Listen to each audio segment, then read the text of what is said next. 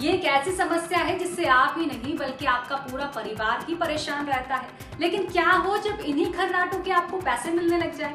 जी हाँ, सुनकर आपको हैरानी होगी, लेकिन बिटरैन में कुछ ऐसा ही देखने को मिलता है।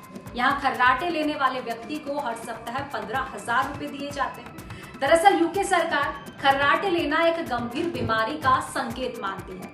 इसी के चलते सरकार पर्सनल इंडिपेंडेंस पेमेंट स्कीम के चलते खर्राटे लेने वाले व्यक्ति को हर सप्ताह 15,000 रुपए देती है। अब ये स्कीम आपको कैसी लगी, हमें कमेंट में जरूर बताएं।